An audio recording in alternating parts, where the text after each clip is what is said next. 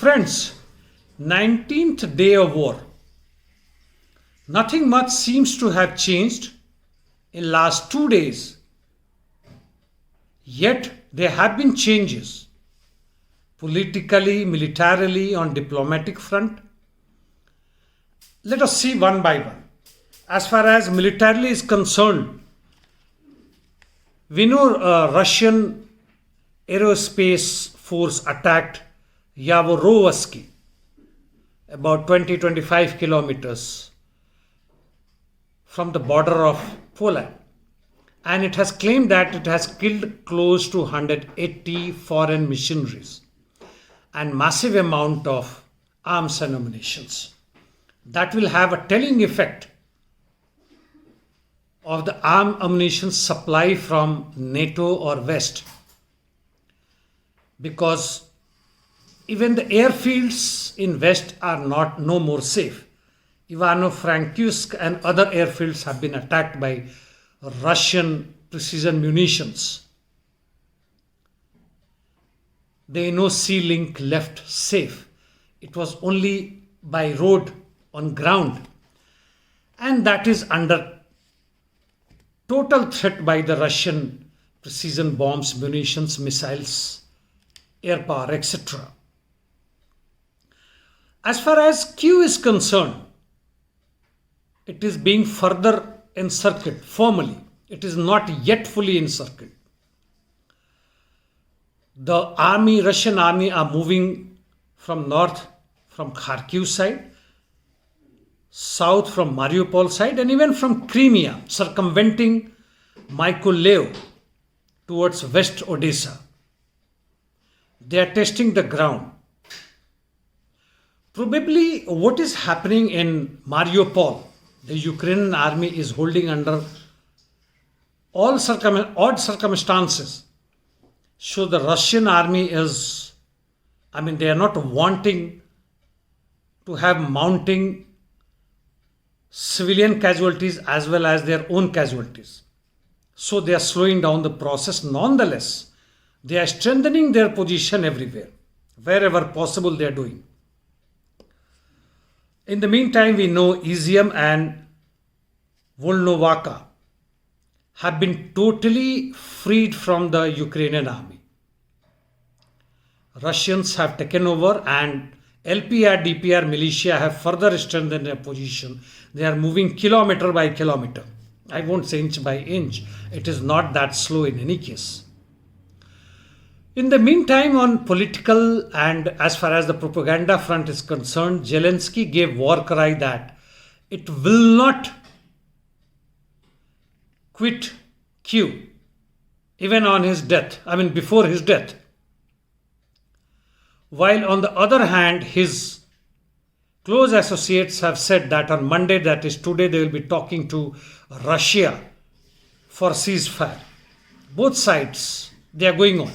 In the meantime, he has issued one video in which he has visited a hospital where the wounded soldiers were consoled by him and being circulated on all the Western media, including Washington Post and etc., and saying that look at this great heroic person. But then in this video surfaces a physician named Ina Derusova, who died on 26 February, and video was on March 13, to which he has already given Hero of Ukraine posthumously.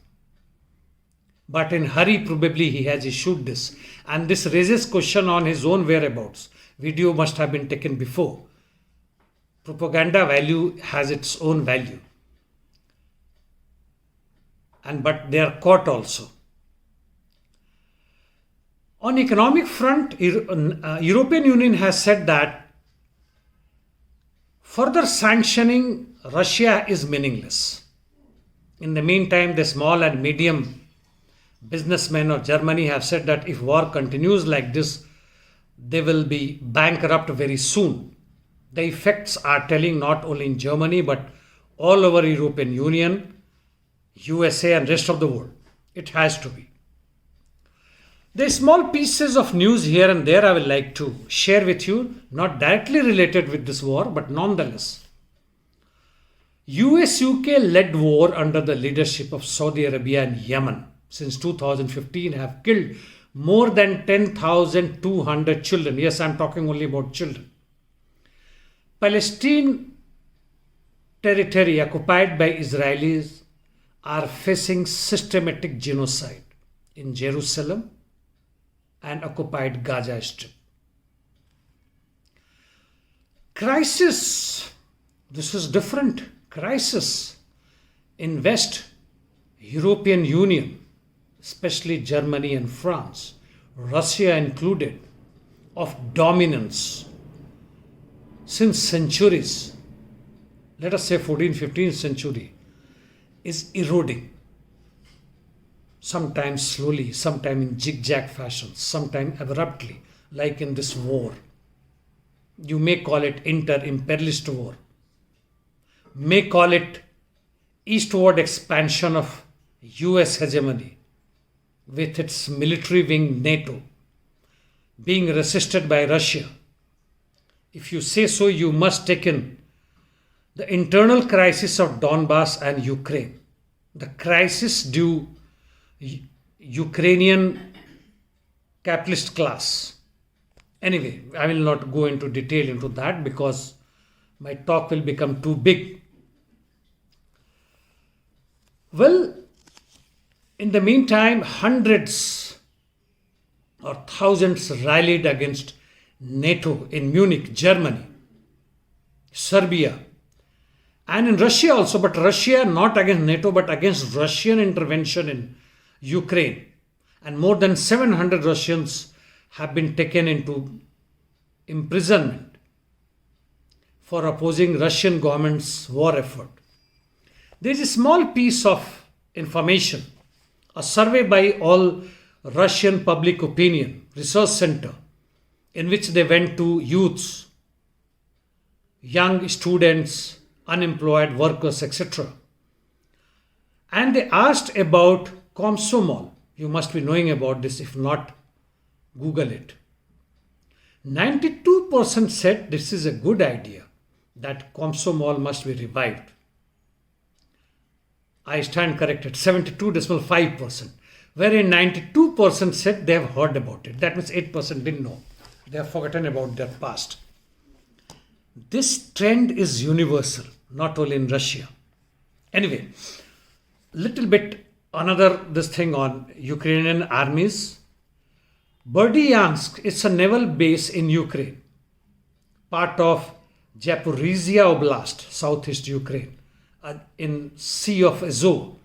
Dozens of ships and boats have been deserted by Ukrainian naval sailors and their men.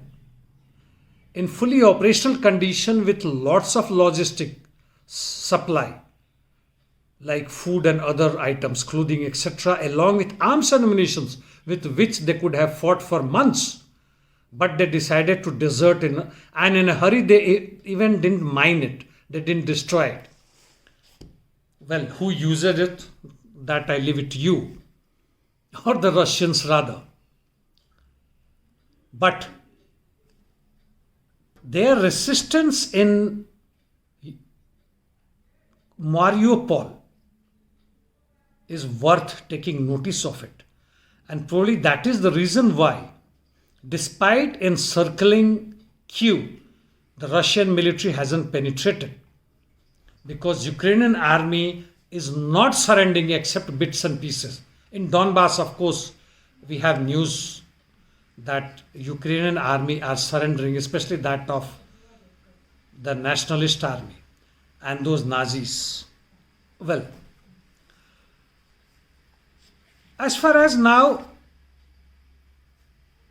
the emergence of new power centers, whether it's multipolar world or bipolar world, leave it to you.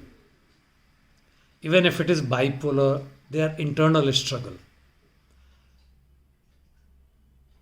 China is the one we can make out economically, it is number 2 now. Militarily, Russia is the one, let us see. And in this war, now you can make out who is in panic. Germany and France. They realized little too late. NATO chaps were jumping before the war. Who is the hell? Russia to decide whether Ukraine will join NATO or not. And now they are quiet. Stoltenberg and Borrell are the two so-called heroes are sidelined. They are not speaking anymore now. Quietly, meekly they have accepted that there is no need for Ukraine to join the NATO. Too late. As far as France and Germany I was talking about, if they had raised their voice earlier, now they are trying desperately to talk to Putin in tripartite diplomatic talks.